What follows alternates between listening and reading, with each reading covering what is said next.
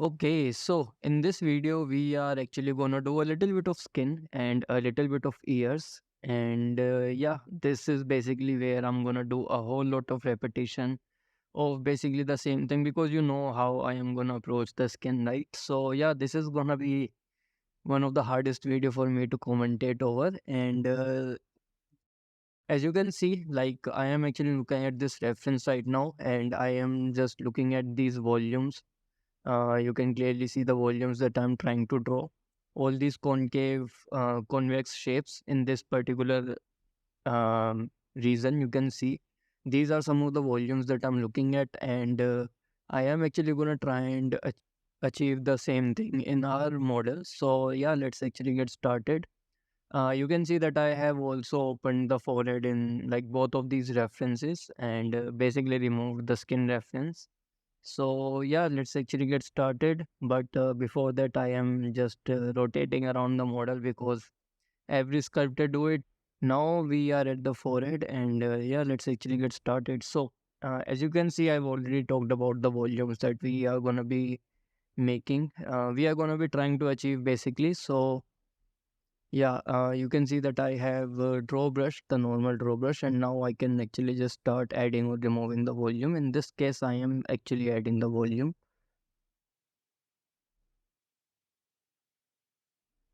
Just looking at the reference and making sure that everything actually matches with the volume that I have marked. And as you can see, this is what I'm trying to do, increasing the size of draw sharp brush so that I can actually make bigger changes, as you can see, and not just create small little lines. So increasing the radius definitely gives different result, as you can clearly see. If the brushes would have been a bit smaller, obviously you would not have been able to change as much volume as we are changing right now. But yes, in this case, I felt like that I've changed a bit too much, so I am re-adding the volume again. Also, just trying to remove a bit again. So it is obviously just a back and forth thing, and you just need to figure out if the volume is working or not. If you have removed a bit too much volume, just add a little bit again. And if you have added a little bit more, then just remove it. So yeah, just keep on doing it until you feel like that you have correct amount of volume. So that's basically what I'm doing right now.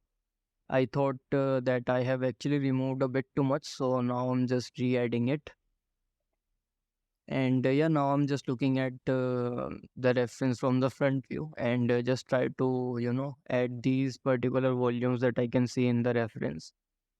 So you can see above the eyebrow, these volumes that you can see. Now the problem is like both of these reference are obviously different.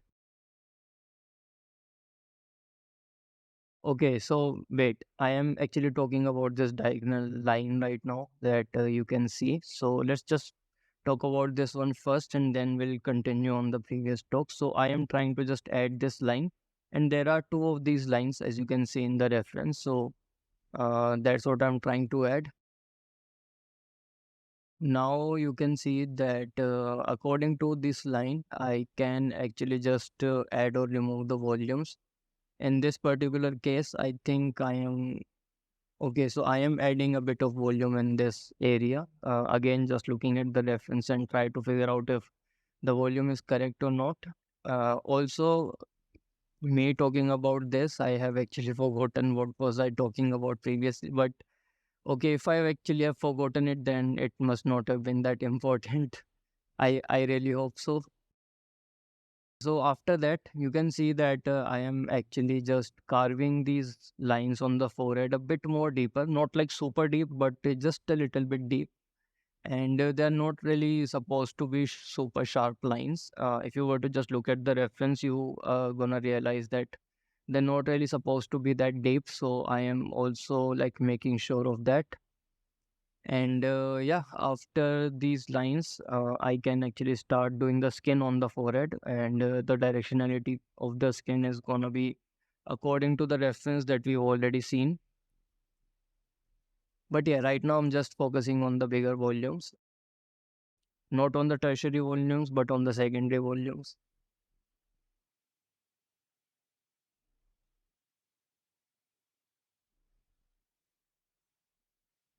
Okay, so now I am actually just adding a little bit of volume according to the reference as best as I possibly can. And yeah, this is just gonna help our portrait look even better. So I think the portrait is already looking pretty nice, because with the skin we have also added so many of these secondary volumes on the face. But yes, forehead was is still actually a bit more plain. So in order to give a bit more variation on the forehead, I am like adding these volume.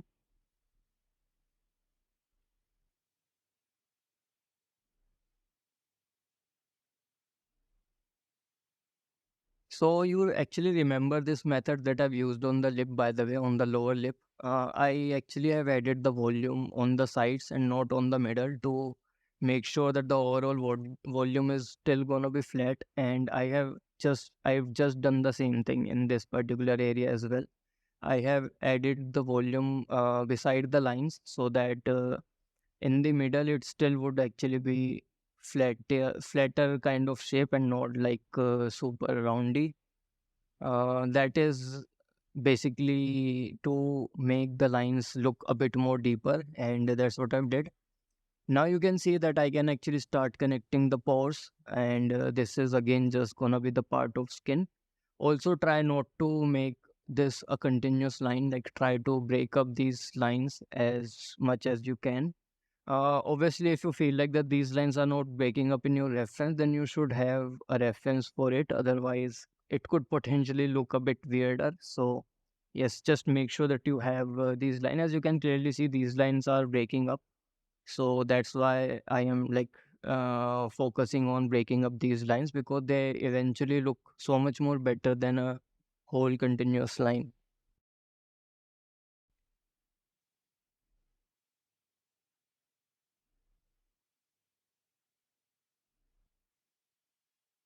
Also, one thing that you're gonna have to see in this particular area, I'm not like carving them super deep.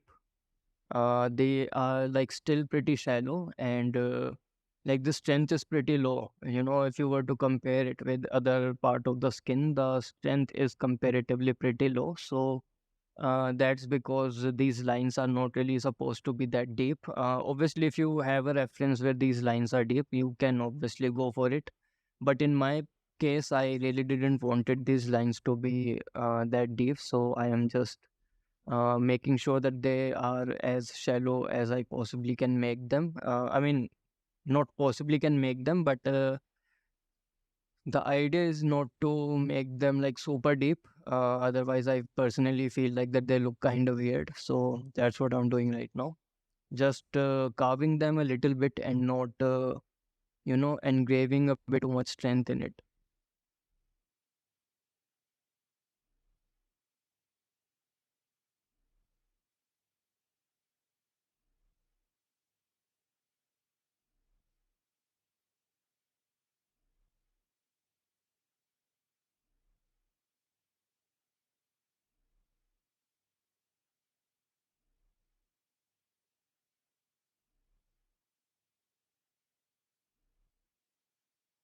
Okay, now I have actually increased the radius a bit so that these lines would actually appear a bit more deeper, but not that sharp. As you can see, that's what I've just did, and that is to just make sure that it looks like that there is a wrinkle on here, and if you were to just maybe squint a bit, that wrinkle appears. That is like the only reason I did that, and it was not the skin thing, but more of a secondary shape thing that I just did. Okay, now I think I am gonna start doing the skin in this particular area, and you already know what the directionality is. So as you can see, I am like connecting dots in that particular direction. Again, if you really want to speed up the process, you can actually just use the direction brush first. It is totally up to you. In this particular case, I am actually doing it manually, but yes, you can use the direction brush. As you can see that I am just not using it, but obviously the option is up to you. just use it if you really want to, and if you actually want to approach it in a different way, you obviously have the option to do so.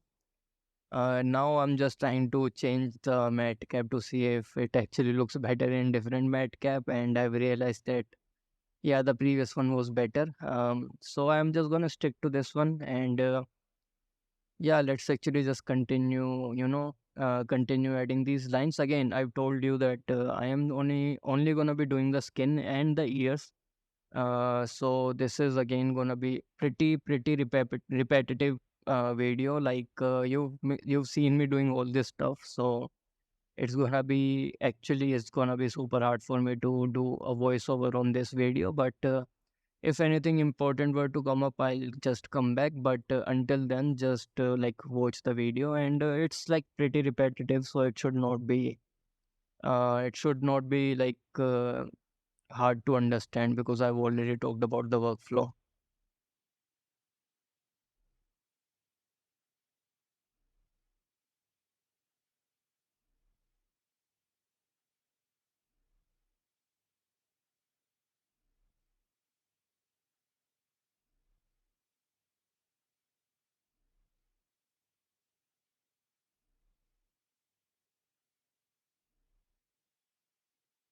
Okay, now you can see that I have switched to the direction brush, and yeah, again, this is not really something that I need to talk about because I've already talked about it. But you can see that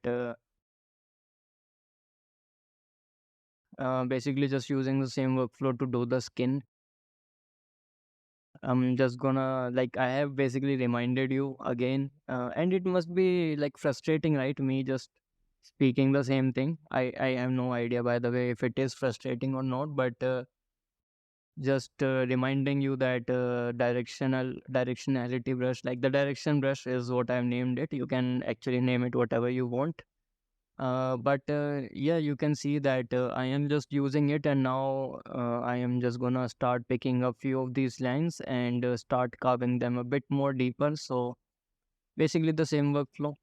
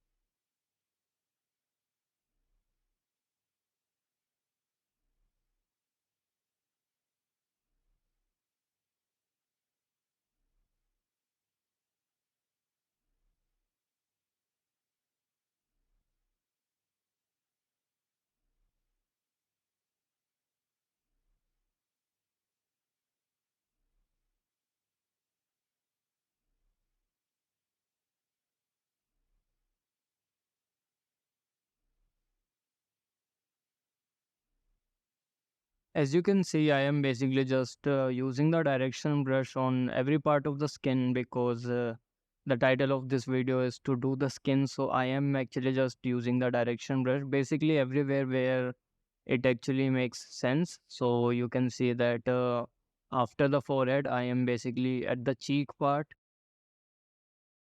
That's just what I'm doing right now, just using the direction brush to, make skin look a bit more better.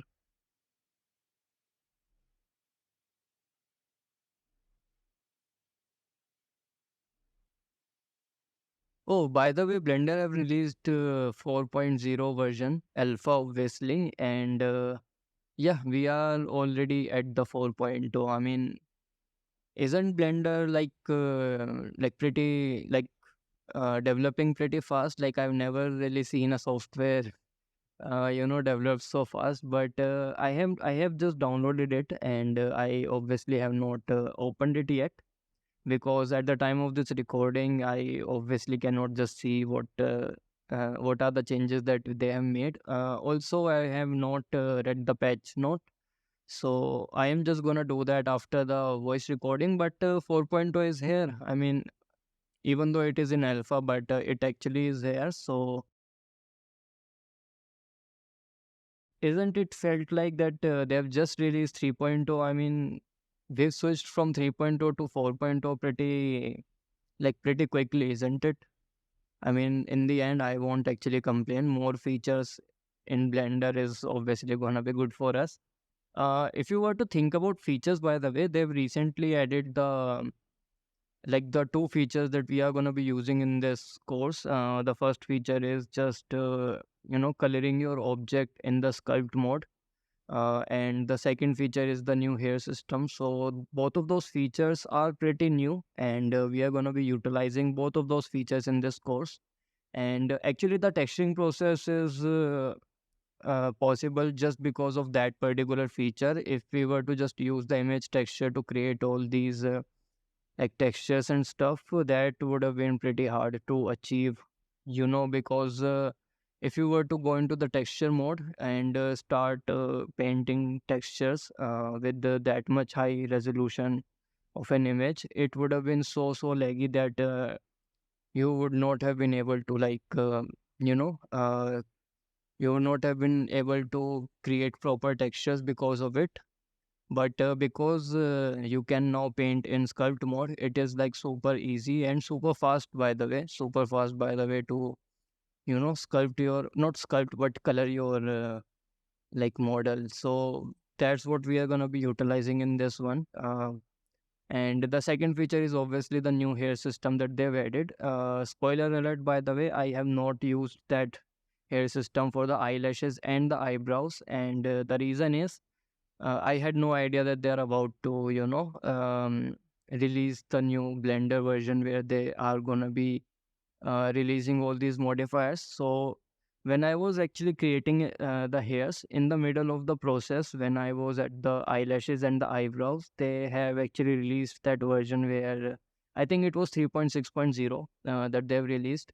And I was in the middle of creating hairs, so I realized that they have just released this version. Why not use it to create the rest of the hairs? So I have used it, and you have also seen the render, and I think it turned out to be pretty nice. So I am actually kind of happy. And this is just a pure coincidence, by the way.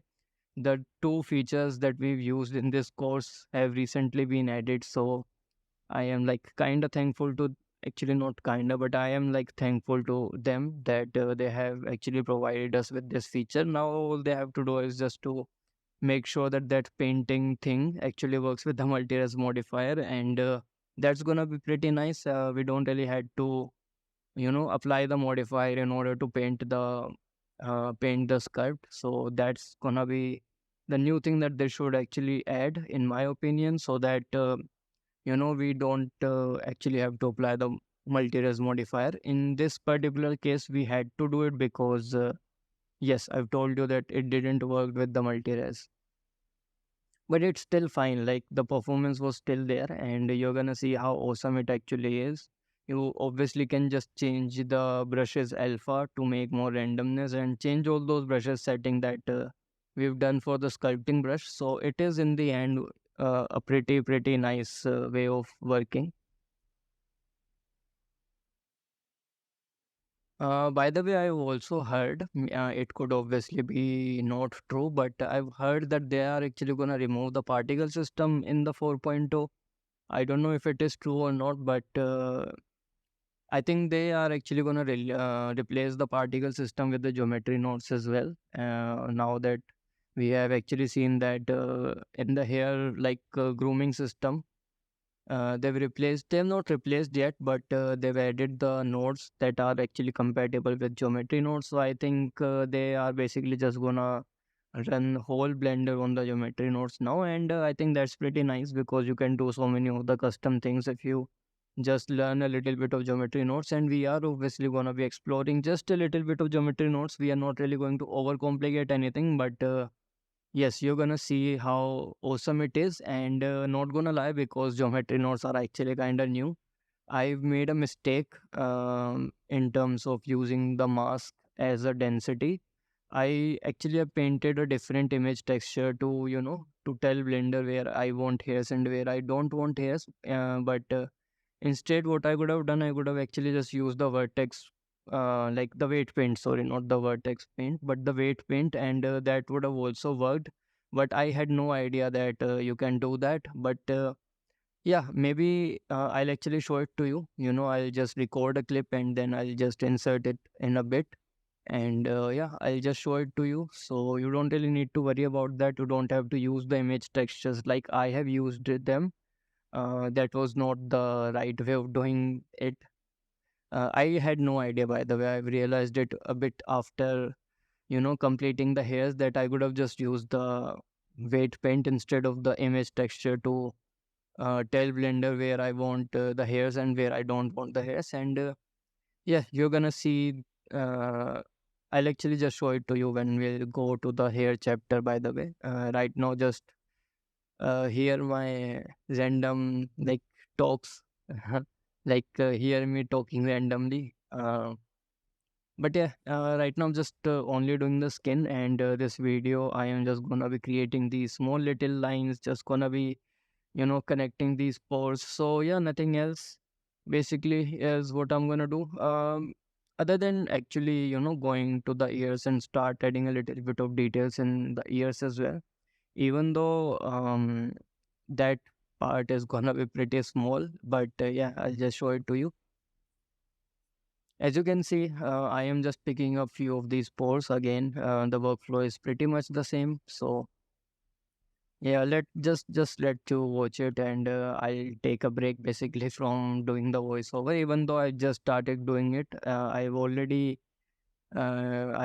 feeling a bit exhausted. I don't know why, because like there isn't really anything for me to talk right now. I am like just pushing myself to come up with something to talk about. But yeah, let me just pause here and just enjoy the video, I guess. By the way, I'll come back if anything important were to come up, or if anything important I need to tell you. But until then, just watch the video.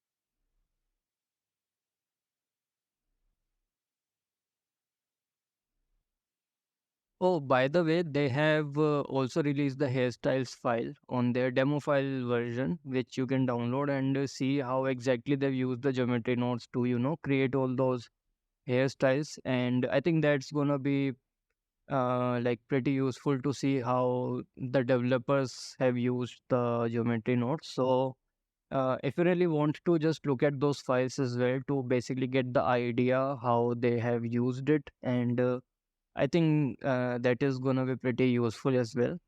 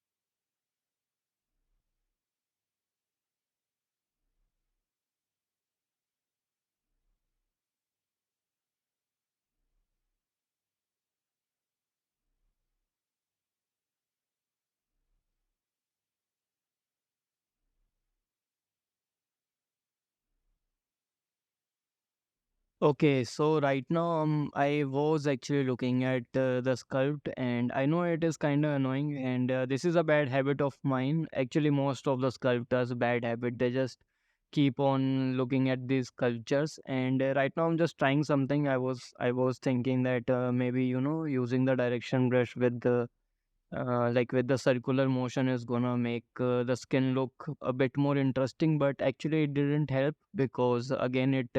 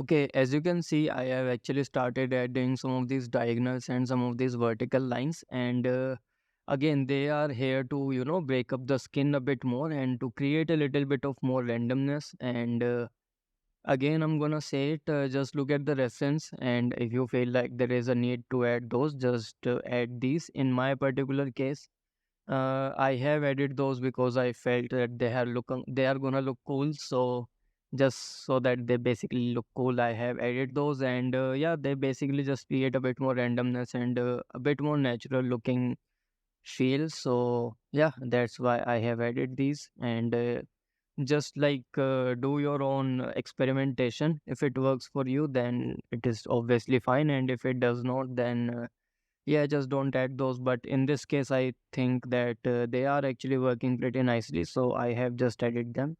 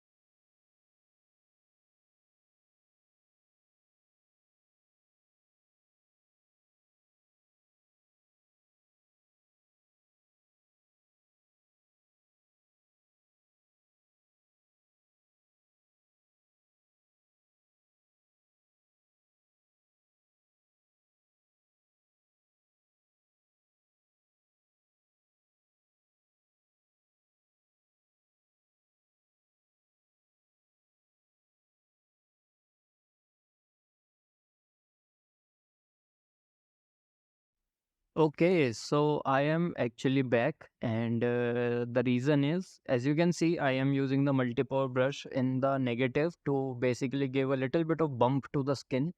And yeah, this is what I'm doing right now. I just wanted to tell you that because just in case if you are wondering why I'm doing it, because the forehead is still like the surface is still pretty plain. I really wanted to add some like variation on the skin, and because of that, I'm actually using the multi-pore brush in the negative so that they are basically not carving in, but they are kind of making the pimples. So yeah, that's what I'm doing right now. And as you can see, in this particular case, I actually can do the overlap of the brush, and I don't really need to be super precise to, add that.